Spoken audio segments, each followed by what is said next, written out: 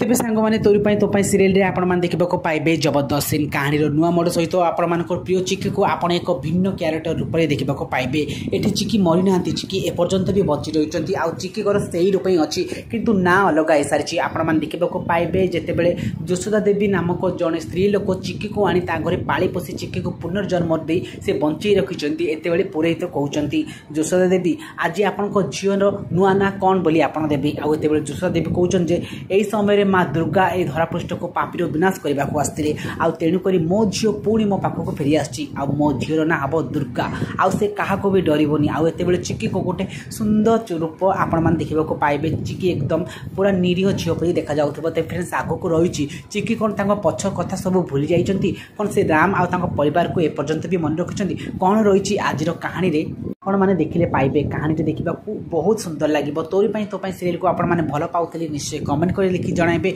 इति